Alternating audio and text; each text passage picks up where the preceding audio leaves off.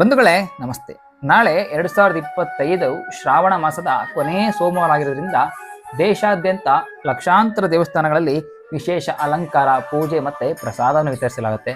ಅದೇ ರೀತಿ ಶಿವಮೊಗ್ಗ ಜಿಲ್ಲೆ ಭದ್ರಾವತಿ ತಾಲೂಕಿನ ಮಲ್ಲಾಪುರದ ಶ್ರೀ ಗುಡ್ಡದ ಮಲ್ಲೇಶ್ವರ ದೇವಸ್ಥಾನದಲ್ಲೂ ಸಹಿತ ಶ್ರಾವಣ ಮಾಸದ ಕಡೇ ಸೋಮವಾರದ ಪ್ರಯುಕ್ತ ದೇವರಿಗೆ ಮತ್ತು ದೇವಸ್ಥಾನಕ್ಕೆ ವಿಶಿಷ್ಟ ಮತ್ತು ವರ್ಣರಂಜಿತ ಪುಷ್ಪಗಳಿಂದ ಅಲಂಕಾರವನ್ನು ಮಾಡಲಾಗ್ತಿದೆ.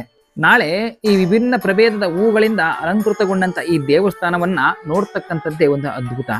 ರಾತ್ರಿಯಿಂದಲೇ 101ರ ಮಹಾರುದ್ರಾಭಿಷೇಕವನ್ನು ನಡೆಸಿ ಸ್ವಾಮಿಯನ್ನ ಘನಗಾಂಭೀರ್ಯದಿಂದ ಅಲಂಕೃತಗೊಳಿಸಲಾಗುತ್ತೆ. ನಾಳೆ ಬರುವಂತಹ ಸಹಸ್ರಾರು ಭಕ್ತರ ದರ್ಶನಕ್ಕೆ ಅನುಕೂಲ ಆಗುವಂತೆ ದೇವಸ್ಥಾನವನ್ನ ಸಿದ್ಧಪಡಿಸಲಾಗುತ್ತಿದೆ. ಅದುಗಳೇ ನೋಡ್ತಾ ಇರ್ಬೋದು, ನಾಳಿನ ಪ್ರಸಾದ ವ್ಯವಸ್ಥೆಗೆ ಎಲ್ಲ ರೀತಿಯ ಸಿದ್ಧತೆ ನಡೀತಾ ಇದೆ. ಬನ್ನಿ, ಇಲ್ಲೇ ಮುಖ್ಯ ಬಣಸಿಗರಿದ್ದಾರೆ. ನಾಳೆ ಪ್ರಸಾದದಲ್ಲಿ ಏನೇನಿದೆ ಅನ್ನೋದನ್ನ ಅವ್ರ ಬಳಿನೇ ಕೇಳಿ ತಿಳ್ಕೊಂಡ್ಬಿಡೋಣ. 10-12 ಜನಕ್ಕೆ ನಾಳೆ ವ್ಯವಸ್ಥೆ. ಏನೇನು ನಾಳೆ ಪ್ರಸಾದ ವ್ಯವಸ್ಥೆ ಇದೆ ಭಟ್ರೆ? ಬೂಂದಿ, ಶಾವಿಗೆ ಪಾಯಸ, ಪಲ್ಯ, ಚಿತ್ರಾನ್ನ.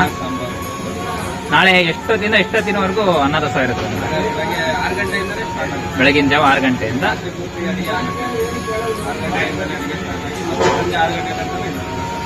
ನಾಳೆ ಅಂದರೆ ಬೆಳಗಿನ ಜಾವ 6 ಗಂಟೆಯಿಂದ ಸಂಜೆ 6 ಗಂಟೆವರೆಗೂ ಪ್ರಸಾದ ಇರುತ್ತೆ. Thank you.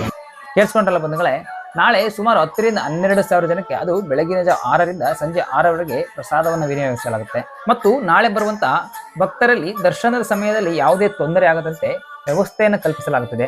ನಾಳಿನ ಈ ಶುಭ ದಿನದ ಯಶಸ್ವಿಗಾಗಿ ಮಲ್ಲಾಪುರ ಗ್ರಾಮಸ್ಥರು ಹಾಗೂ ಮಲ್ಲೇಶ್ವರ ಸೇವಾ ಸಮಿತಿಯವರು ಸಕಲ ಸೌಲಭ್ಯಗಳನ್ನು ಸಿದ್ಧಪಡಿಸುತ್ತಿದ್ದಾರೆ.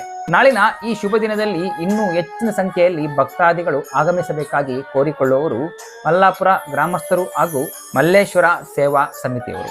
ಮಾಸಗಳಲ್ಲಿ ಶ್ರೇಷ್ಠ ಮಾಸ, ದಿನಗಳಲ್ಲಿ ಶ್ರೇಷ್ಠ ದಿನವಾದ ಈ ಕಡೇ ಸೋಮವಾರದಂದು ಮಲ್ಲಾಪುರ ಸನ್ನಿಧಾನಕ್ಕೆ ಬಂದು ಸ್ವಾಮಿಯ ದರ್ಶನ ಪಡೆಯಿರಿ ಎನ್ನುವುದೇ ನನ್ನ ಈ ವಿಡಿಯೋದ ಆಶಯ.